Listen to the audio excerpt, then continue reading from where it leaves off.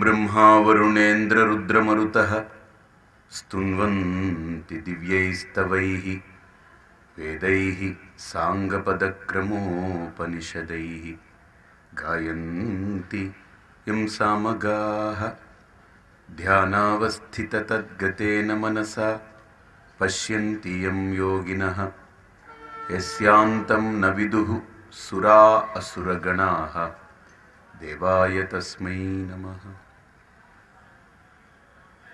न गुरोः अधिकं तत्त्वं न गुरोः अधिकं तपः तत्त्वज्ञानात् परं नास्ति तस्मै श्री गुरवे नमः। ओम दयानंदचरणौ मनसा स्मरामि दयानंदचरणौ शिरसा नमामि। యావత్ భారతీయ వాంగ్మయాలు అంటే 4 వేదాలు, 4 ఉపవేదాలు, అలాగనే షట్ శాస్త్రాలు, షడ్ ఆగమాలు, షడ్ దర్శనాలు, స్మృతులు, ఇంకా పురాణాలు, ఉపపురాణాలు, సాహిత్యాలు, కావ్యాలు, నాటకాలు, అలంకారాలు, ఇతిహాసాలు, వీటన్నింటినీ కనుక సమగ్రంగా పరిశీలించి చూస్తే ఏదైనా వీటన్నింటి యొక్క సమన్వయం, సారాంశం ఒక్క గ్రంథంగా తీసుకురావాలనుకుంటే that is nothing but Bhagavad Gita. గీత సుగీతా కర్తవ్య అని. అయితే ఈ భగవద్గీతను కూడా సరిగ్గా కనుక ఏమండి ఒక 2 మాటల్లో చెప్పండి అని అంటే మనం పెద్ద డిస్కషన్ పెట్టుకున్నాం అనుకోండి, లెంగ్దీ డిస్కషన్, ఒక 2 గంటలు కూర్చొని మాట్లాడుకున్నాం అనుకోండి. Okay, get me what is conclusion, ఓ 2 ముక్కల్లో చెప్పోయా, ఒక 2 మాటల్లో చెప్పు, ఏదో ఒకటి నిర్ణయం ఏంటో 2 మాటల్లో చెప్పు అని అంట. అలాగే భగవద్గీత మొత్తాన్ని 2 అంశాలుగా విభజించదలుచుకుంటే కనుక నేను పరిశీలించి మహనీయులు, నాకంటే పూర్వీకులు, పెద్దవాళ్ళు, ఋషులు, గురువులందరూ కూడా పరిశీలించి చూసినటువంటి అంశమే. నేను కూడా దాని మీద విపరీతంగా పరిశీలించి చూసిన తర్వాత ఈ భగవద్గీత అంతా కూడా మొత్తం జల్లెడ పట్టి చూస్తే 2 అంశాలు అందులో నుంచి బయటపడతాయి. ఒకటి కర్మ, 2 జ్ఞానం. దట్స్ ఇట్, మూడోది లేదు ఇక. ఒకటి కర్మ, 2 జ్ఞానం. కర్మ అనేది జీవన విధానం అయితే జ్ఞానం అనేది జీవిత లక్ష్యం. సో ఒక విధానం లేకుండా ఒక లక్ష్యాన్ని చేరుకోలేం. ఓ ప్రాపర్ మీన్స్ లేకుండా, without adapting a proper means a person cannot achieve an end. అలాగనే ఒక జీవితానికి లక్ష్యం లేకపోతే నిర్లక్ష్యం అయిపోతుంది ఆ జీవితం. ఓ లక్ష్యం లేదు, ఎందుకు బ్రతుకుతున్నాం అంటే ఏదో వ్యావహారికంగా కొన్ని పనులు నాకు చెప్పి ఇల్లు కట్టడానికండి, ఈ భార్య పిల్లల్ని పోషించడానికండి, లేకపోతే ఇంకో దానికండి, ఈ వ్యావహారికమైనటువంటి అంశాలని తీసుకొచ్చి లక్ష్యంగా మాట్లాడితే అది నిర్లక్ష్యం. సో కాబట్టి జీవన విధానము ఒక అంశం, జీవిత లక్ష్యము ఇంకొక అంశం. ఈ 2 కూడా it has to be in tuned with proper శాస్త్రం. విధానము లేకపోతే, ఒక మీన్స్ అంటూ లేకపోతే you cannot arrive to the end. ఒక ఎండ్ అంటూ లేకపోతే means has no meaning. That's it. కాబట్టి మీన్స్ ప్రాపర్గా ఉండాలి, and through which I want to arrive to the end, that end also it should be viewed properly by a person. ఆ visualisation ఉండాలి, ఒక clarity ఉండాలి ఒక వ్యక్తికి. అందుకనే భగవద్గీత ఒక సాధకుడికి కూడా ఒక క్లారిటీ ఇస్తుంది. ఎందుకు క్లారిటీ కావాలి అంటే, ఒక క్లారిటీ లేకపోతే మనం ఏ పని చేయలేం. చేసిన ప్రతి పనిలో క్లారిటీ లేకపోతే కన్ఫ్యూజన్గానే ప్రతి అడుగు ముందుకు సాగుతూ ఉంటుంది, కన్ఫ్యూజన్ మీదనే ఆధారపడి ఉంటుంది.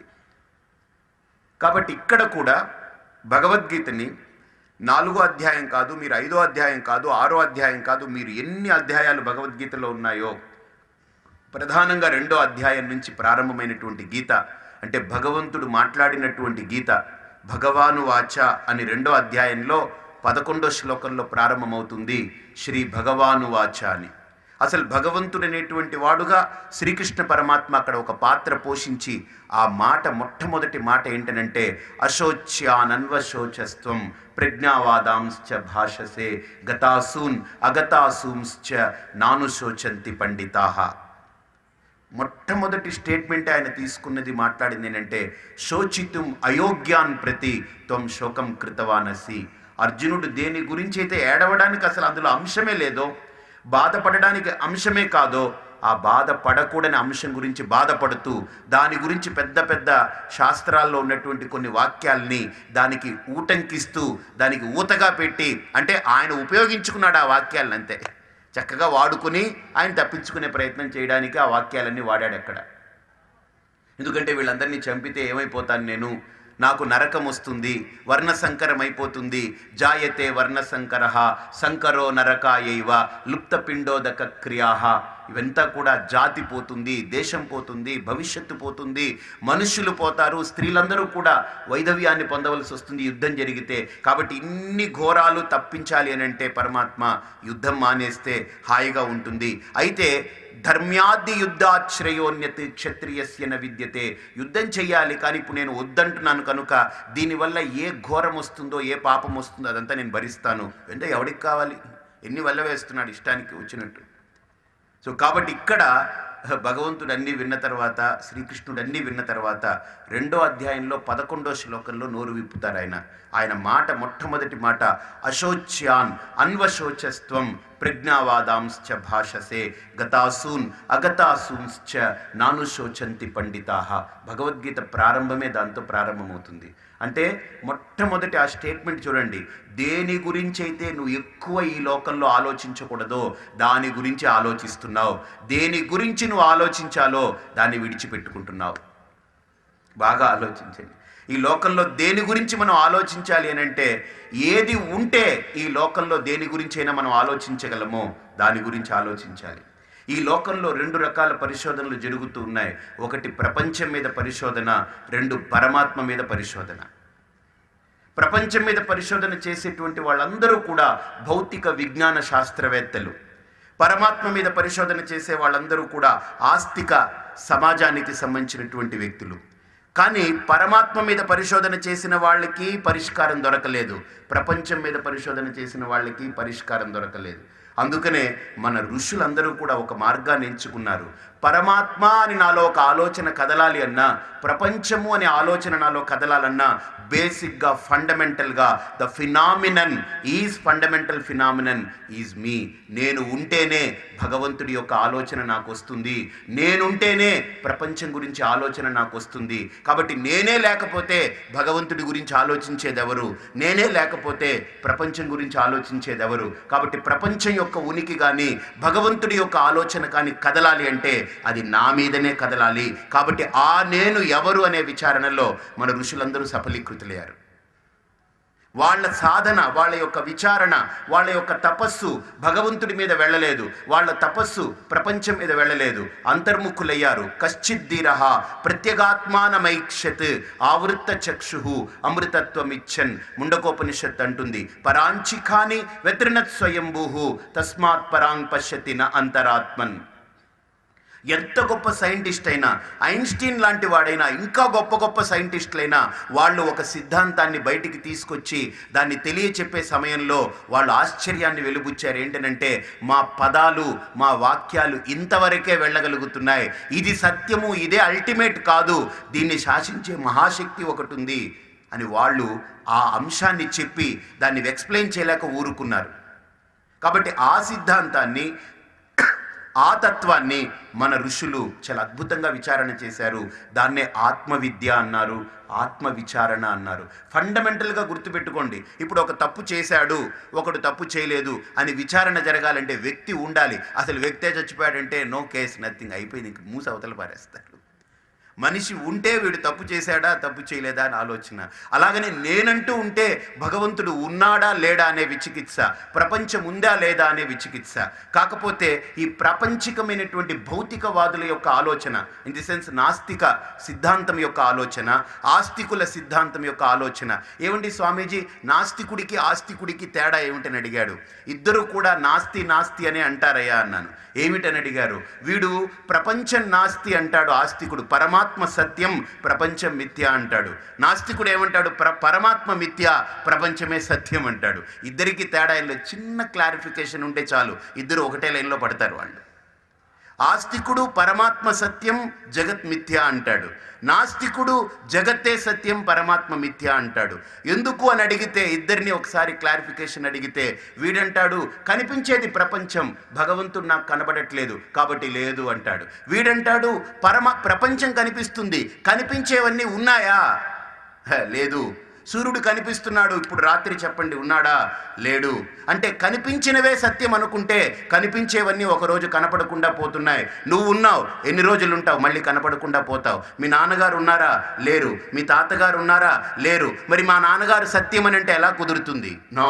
కాబట్టి కనిపించేవే సత్యం కాదు, కనిపించేవి ఒకప్పుడు కనపడకుండా పోతున్నాయి. కాబట్టి కనిపించే ఈ ప్రపంచం కనబడకుండా ఒకరోజు పోతుంది.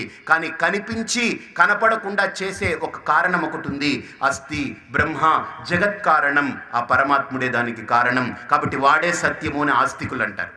వీళ్ళ వాదన ఇద్దరిది కూడా ఎక్కడ ఆగుతుందని అంటే, ఇద్దరిది వీడిని వాడు కన్విన్స్ చేయలేడు, వాడిని వీడు కన్విన్స్ చేయలేడు. కానీ మన ఋషులు ఏమన్నారంటే, leave alone God for the God sake. ప్రపంచాన్ని పక్కకు పెట్టు, భగవంతుణ్ణి కొంతసేపు పక్కన పెట్టు. భగవంతుడి గురించి ప్రపంచం గురించి ఆలోచించే నీవెవరో ఒక్కసారి పట్టుకో, మూలం దాన్ని పట్టుకో.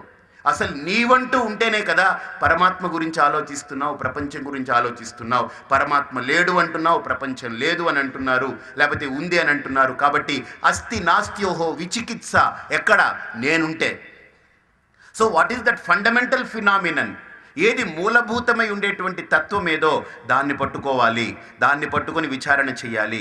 అందుకని ఇక్కడ శ్రీకృష్ణ పరమాత్మ శోచితం అయోగ్యాన్ ప్రతిత్వం శోకం కృతవానసి, దేని గురించి అయితే ఎక్కువగా నువ్వు ఆలోచించవలసిన అవసరం లేదో దాని గురించి ఎక్కువ ఆలోచిస్తున్నావు, దేని గురించి అయితే ఆలోచించాలో దాన్ని విడిచిపెట్టుకున్నావు అర్జున అన్నాడు. అంటే ఇక్కడ దేని గురించి ఆలోచించాలి? తన నిజ స్వరూపం గురించి ఆలోచించడం, తన యథార్థమైనటువంటి స్వరూపం గురించి ఆలోచించడం. ఇక్కడ ఒక అద్భుతమైనటువంటి ఒక కాన్సెప్ట్ని 4వ అధ్యాయంలో ఈ విభజన ద్వారా ఇస్తూ నా గురించి నేను తెలుసుకోవడం అనేటువంటి దానికి పేరే ఆత్మవిద్య అని పేరు పెట్టారు. అంటే సెల్ఫ్ నాలెడ్జ్ అన్నారు. అంటే బేసిక్గా ఒక ఆయన నాతోటి వచ్చి, ఒక ఆయన, స్వామి మీరు నన్ను ఏదడిగినా చెప్తానన్నాడు. ఏదడిగినా చెప్పేస్తావా అన్నాను. ఏదడిగినా చెప్తానండి అన్నారు. నేను చాలా జీకే బాగా చేశానండి, యూక్యూ బాగా ఇది ఉంది, నాకు అలా ఉంది, నాకు ఇంటెలిజెంట్ కోషర్ చాలా ఇదిగా ఉంది, నేను దేంట్లో అయినా ఇచ్చేస్తాను, మీరు ఏది అడిగినా చెప్తానన్నారు. ఓ బాగుంది, ఏది అడిగినా చెప్తావు కదా, డౌట్ లేదు కదా అన్నాను. ఏం డౌట్ లేదండి, నీవెవరో చెప్పగలవా అని అడిగాను. ఒకసారి ఇలా చూశాడు, మళ్ళీ కలుద్దాంలేండి అన్నాడు ఆయన. అంటే నన్ను ఏదడిగినా చెప్పగలను, కానీ అన్నిటి గురించి తెలుసుకున్న నేను నా గురించి నేను ఎప్పుడైనా తెలుసుకునే ప్రయత్నం చేశానా? ఫ్యూటైల్ సంట ట్రాష్. నా గురించి నేను తెలుసుకోకుండా అన్నిటి గురించి తెలుసుకుంటే అవి అన్నిటికీ ఉపయోగపడేదే కానీ నాకు ఉపయోగపడేది కాదు. నా గురించి నేను తెలుసుకోవడం మొదలు పెడితే అదే నాకు ఉపయోగపడుతుంది, అదే నా వెంట ఉండేది. నేను నా వెంట ఉండేది నేననే తత్వమే కానీ మిగతాది కాదు. కాబట్టి ఇక్కడ శోచితం అయోగ్యాన్ ప్రతి త్వం శోకం కృతవానసి, దేని గురించైతే నువ్వు ఇక్కడ ఆలోచించాలో ఆ ఆలోచన పక్కకు పెట్టావు, దేని గురించి ఆలోచించకూడదో వాటి గురించి ఆలోచనలు నీ ఇష్టానుసారం బయలుదేరుతూ ఉన్నాయి, పరుగులు తీస్తూ ఉన్నాయి. కాబట్టి ఇక్కడ ఆ ప్రిపేర్డ్నెస్కే భగవద్గీతలో అక్కడి నుంచి ప్రారంభమైనటువంటి భగవద్గీత 18 అధ్యాయాలని కనుక మీరు జల్లెడ బట్టి చూస్తే భగవద్గీత రెండింటినే మాట్లాడుతుంది. ఒకటి కర్మ, 2 జ్ఞానం. కర్మ గురించి ఎందుకు మాట్లాడాలి? ఎందుకు స్వామి డైరెక్ట్గా స్ట్రైట్ అవే భగవద్గీత ఆ ఆత్మజ్ఞానమే చెప్పేయచ్చు కదా అని అంటే, ఇప్పుడు సపోజ్ మీకు చెప్పాను, మనకు పాలు వచ్చాయనుకోండి, వెంటనే పాలు రాగానే పట్టుకెళ్ళి ఏ గిన్నె పడితే ఆ గిన్నె పట్టుకెళ్ళి అందులో పోసుకోలేం. ఎందుకని? ఆ పాలు విరిగిపోతాయి. బికాస్ పాలని పోసి ఉంచే పాత్రలో అపవిత్రత ఉంటే పవిత్రంగా ఉండే పాలు కూడా పగిలిపోతుంది. అలాగనే ఏ జ్ఞానాన్ని అయితే నేను పొందాలనుకుంటున్నానో, జ్ఞానాన్ని పొందాలనుకునే నా మనోబుద్ధుల్లో కూడా పవిత్రత కావాలి. అందుకనే చిత్తస్య శుద్ధయే కర్మ నతు వస్తూపలబ్ధయే వస్తు సిద్ధిర్విచారేణ నకించిత్ కర్మకోటిభిః అంటారు. బాగా ఆలోచించండి. నాకు ఒక దీపం కావాలి, ఒక వెలుతురు కావాలి. ఎందుకు వెలుతురు కావాలి అని అంటే ఒక వస్తువుని ప్రకాశింపజేయడం కోసం వెలుతురు కావాలి. నాకు ఒక టార్చ్ లైట్ కావాలి. ఎందుకు కావాలి అని అంటే ఆ వస్తువు నాకు కనబడట్లేదు, దాన్ని ప్రకాశింపజేయడం కోసం కావాలి. వన్స్ ఆ వస్తువు ప్రకాశింపబడిన తర్వాత, దాన్ని నేను గుర్తించిన తర్వాత, దాన్ని సొంతం చేసుకున్న తర్వాత, దాంతో నేను ఏకమైన తర్వాత నాకు ఈ బయట టార్చ్ లైట్తో పని లేదు. అలాగనే కర్మ అనేటువంటిది నాకు చిత్తశుద్ధిని ఇస్తుంది. వన్స్ ఆ ఇంటర్నల్ ప్రిపరేషన్ జరిగిన తర్వాత, లోపల క్లారిఫికేషన్ కలిగిన తర్వాత, ఏ ఆత్మవిచారణ అయితే నాకు కావాలో, ఏ ఆత్మజ్ఞానమైతే మౌలికంగా ఒక వ్యక్తికి ఉండాలో, ఆ ఆత్మజ్ఞాన సాధనలో ఒక సాధకుడు అంతర్ముఖుడయ్యేటప్పుడు ఆ అంతఃకరణ శుద్ధి అనేది ప్రధానమైనటువంటి పాత్రను పోషిస్తుంది. అందుకనే చిత్తస్య శుద్ధయే కర్మ, ఆ అంతఃకరణ శుద్ధికి కర్మ అనేటువంటిది చెప్పబడింది ఇక్కడ శాస్త్రంలో.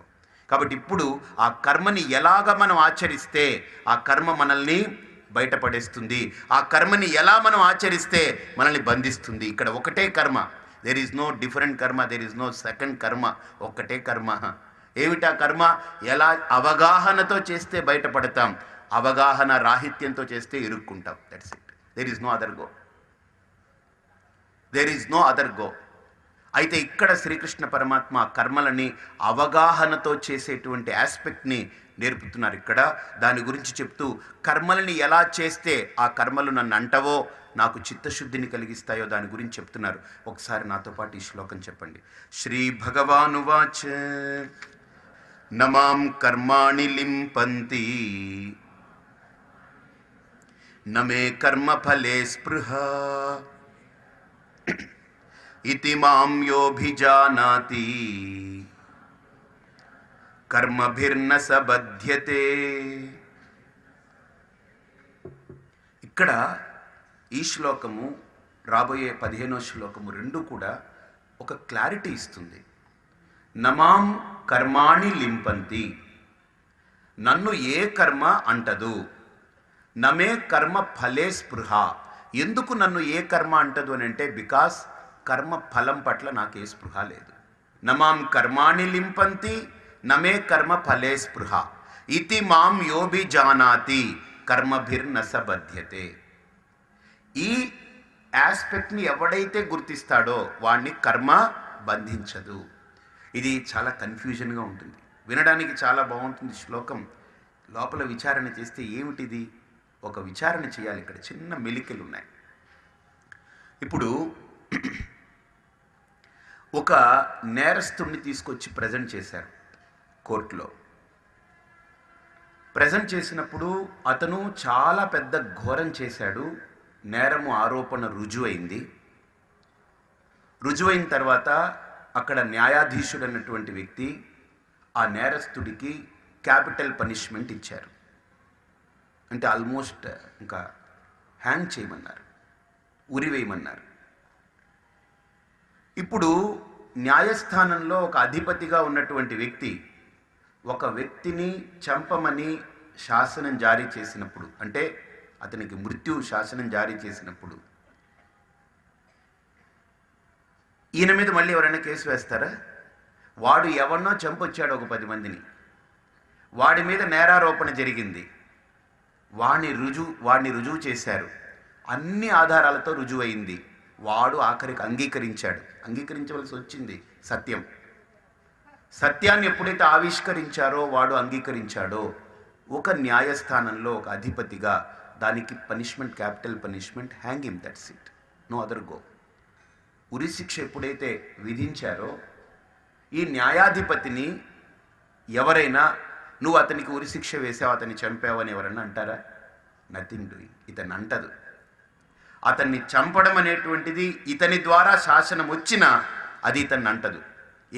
ఈయన చంపిందే కదా ఒక రకంగా, అంటే అఫీషియల్గా చంపాడు ఈయన, వాడు అన్అఫీషియల్గా చంపాడు, ఈయన అఫీషియల్గా చంపాడు, మరి ఈయన ఎందుకు అంటదేది? దట్టు అతన్ని చంపిన తర్వాత అతని మీద నేరం కనుక సిద్ధమైపోయిన తర్వాత అతనికి కోర్టులో ఈ రకంగా వచ్చిన తర్వాత నిజంగా వాడిని చంపగానే దేశమంతా కూడా హర్షించి ఆ న్యాయస్థానంలో వెలువడిన తీర్పుకి ఆ న్యాయాధిపతికి పెద్ద సన్మాన సభ కూడా పెట్టారు. ఏవండి, ఇంత దుర్మార్గుడు వీడి వల్ల ఎంత నష్టం కలిగింది, వాడిని ఉరిశిక్ష వేశారు, వాడి మీద ఈ తీర్పు వెలువరించారని చెప్పి ఆ న్యాయాధిపతికి ఒక గొప్ప సన్మానం చేశారు, గొప్ప సన్మాన సభ పెట్టారు. నాకు డౌట్ ఏంటంటే, వాడు అన్అఫీషియల్గా చంపాడు, ఈయన అఫీషియల్గా కొన్ని తర్జన భర్జనలు జరిగాయి, వాదోపవాదాలు జరిగాయి, అన్నీ జరిగింది, చంపారు. What is the big deal? అది చంపడము ఇది చంపడమే. కానీ దానికేమో నేరస్తుడయ్యాడు, దీనికేమో గొప్ప వ్యక్తి అయిపోయాడు, సన్మానం పొందుతున్నాడు. ఏమిటి తేడా చెప్పండి? ఇక్కడ అతను కర్మని కర్తవ్యతా భావంతో ధర్మము అనేటువంటి దాంట్లో పెట్టి కర్మను చేస్తున్నాడు. హీఈస్ నాట్ కర్తా దేర్. నేను వాడికి ఇవ్వాలి, నేను చేయాలనే కర్తృత్వం లేదు. అక్కడ ఒక శాసనం, ఒక స్థానం, ఆ స్థానంలో కూర్చున్నప్పుడు తన కర్తృత్వానికి ప్రమేయం ఉండకూడదు. నేను కర్తని, నా వల్ల జరుగుతుందనే కర్తృత్వ అభిమానం లేకుండా ధర్మమేంటో, చట్టమేంటో, న్యాయమేంటో, శాస్త్రమేంటో వాటినే పరిగణలోకి తీసుకోవాలి. నా ఇంటర్ఫీరెన్స్ కాదు అక్కడ కావాల్సింది. అంటే నేను ఇంటర్ఫీర్ అయితే ప్రాబ్లం, నేను ఇంటర్ఫీర్ కాకుండా శాస్త్రాన్నే కనుక పెడితే ప్రాబ్లం లేదు. అలాగనే ఇక్కడ శ్రీకృష్ణుడు అంటున్నాడు, అర్జున, నువ్వు చేసే ప్రతి కర్మలో నేను అనేటువంటి ఆ కర్తృత్వ భావన పక్కకు పెట్టి శాస్త్రము అనేదాన్ని తీసుకొస్తే నిన్ను కూడా ఏ కర్మలో అంటావు, నమాం కర్మాణి లింపంతి నమే కర్మ ఫలే స్పృహ. ఆ కర్తృత్వ భావనే ఇక్కడ ప్రధానమైనటువంటి అంశం. The sense of doership is the problem. That is the centre for all these problems. నేనే కర్త అనేటువంటి ఆ కర్తృత్వ అభిమానం ఏదైతే ఉందో అది అడ్డుపడగానే అన్నిటినీ తప్పిస్తుంది. దాని సర్వైవల్ కోసం ఇంకా దేన్ని అంగీకరించదు. ఎప్పుడైతే నేను అనేటువంటిది మధ్యలోకి వచ్చిందనంటే ఆ నేను అనేది సర్వైవ్ అవ్వడం కోసం దేనైనా స్మాష్ చేస్తూ పోతుంటుంది, దేనైనా డిమాలిష్ చేయడం మొదలు పెడుతుంటుంది. ఎప్పుడైతే ఆ నేను అనే దాన్ని పక్కకు తప్పించి శాస్త్రాన్నే ప్రమాణంగా పెట్టుకున్నామో, చట్టమే ప్రమాణంగా పెట్టుకున్నామో, ధర్మమే ప్రమాణంగా పెట్టుకున్నామో, వాటిని ఎప్పుడైతే ప్రమాణంగా స్వీకరించామో, నేను అనేదానికి నేను ఎక్కడ నరిష్మెంట్ ఇవ్వకుండా, నేను అనేదానికి ప్రాముఖ్యత ఇవ్వకుండా ఉంటే ఇవన్నీ రోల్ ప్లే చేస్తాయి. వాటిని ఆధారంగా తీసుకొని ఇచ్చేటువంటిది ఏదైనా సరే, ఈవెన్ కోర్టు అవ్వచ్చు, లేకపోతే బయట అవ్వచ్చు, ఒక వ్యక్తి అవ్వచ్చు, సమాజం అవ్వచ్చు, కుటుంబం అవ్వచ్చు, ఒక సాధకుడు అవ్వచ్చు, ఒక జ్ఞాని అవ్వచ్చు, ఆ నేను అనే ఇంటర్ఫీరెన్స్ లేకుండా సశాస్త్రీయంగా కనుక కర్తృత్వ అభిమాన రహితుడై అహం కర్త అనేటువంటి భావన పక్కకు పెట్టి నాహం కర్త హరికర్త అనే ఆ పరమాత్మ భావనతో, సర్వాత్మ భావనతో ఉంటూ ఆ టోటల్ కాస్మిక్ వ్యూ ఉండగలగాలి లోపల వ్యక్తికి. అంటే సర్వాత్మ భావన అంటే వాడు తప్పు చేశాడు కాబట్టి వాడిని అసహించుకోవడం, తప్పు చేయలేదు కాబట్టి వాడిని మీద ఎక్కువ జాలి, వాడిని ఎక్కువ ప్రేమించడం అనేటువంటిది ఉండదు ఒక న్యాయాధిపతికి. తప్పు చేశాడని అసహించుకోడు అతను. ఇట్ ఈస్ ఒక ఇష్యూ. వాడు దాంట్లో ఒక నేరారోపణ పొందినవాడు, వీడు ఒక ఇష్యూలో వీడు ముద్దాయి కాదు, వీడు హీస్ క్లీన్ పర్సన్ అని వాడిని ప్రేమించి కోర్టు బయటికి వెళ్ళిన తర్వాత అబ్బా నువ్వు చాలా మంచివాడు అని వాడిని కౌగులించుకోడు. వీడు తప్పు చేశాడు కదని వాడిని అసహించుకుని వాడిని తిట్టి ఆయన ఏం బయటికి వెళ్ళాడు. ఇద్దరూ సమానమే వాడి దృష్టిలో, కాదా? తప్పు చేశాడు, ఆ ఇన్సిడెంట్స్, దట్స్ ఇట్, ఫినిష్. అక్కడ వాదోపవాదన జరిగింది. వీడు మంచివాడని తేలాడు, ఓకే, వాడి ప్రారంభం, వాడేం పొరపాటు చేయలేదు, యాక్సెప్ట్, క్లీన్ చిట్ వచ్చింది, దట్స్ ఇట్. అంటే మంచినైనా చెడునైనా సమదృష్టితో ఎప్పుడు చూడగలడనంటే నేను అనేటువంటిది పొడ చూపకుండా రెండింటి మధ్య ఉండగలిగితే వాడు సమస్థితిలో ఉంటాడు. ఆ నేను అనేది ఇంటర్ఫీర్ అయిందనంటే విషమత్వం వస్తూ ఉంటుంది ఎక్కడైనా. ఆ సెన్స్ ఆఫ్ డూయర్షిప్ కనుక ఇంటర్ఫీర్ అయితే విషమత్వం వస్తుంది, తారతమ్యాలు వస్తాయి, మంచి చెడుకి ఆస్కారం వస్తుంది. అప్పుడు ఇంకా చట్టము, శాస్త్రం వీటన్నిటిని పక్కకు పెడతాం. ఆ సెన్స్ ఆఫ్ డూయర్షిప్ లేనప్పుడు, వాడు ప్రశాంతంగా క్వైటిట్యూడ్గా ఉన్నప్పుడు, ఒక కాస్మిక్ వ్యూతో ఉన్నప్పుడు, ఇదంతా పరమాత్మమయమై ఉంది అనేటువంటి ఆ టోటల్ ఆ వ్యూతో కూర్చున్నప్పుడు అతనికి శాస్త్రమే ప్రమాణమవుతుంది, ధర్మమే ప్రమాణమవుతుంది. వ్యక్తి ప్రమాణం కాడు, వ్యక్తిత్వం ప్రమాణం కాదు. ఎందుకని ఇక్కడ కూడా ఆ వ్యక్తి ఆ వ్యక్తిత్వాన్ని పక్కకు పెట్టి ధర్మమే ప్రమాణంగా కూర్చున్నాడు.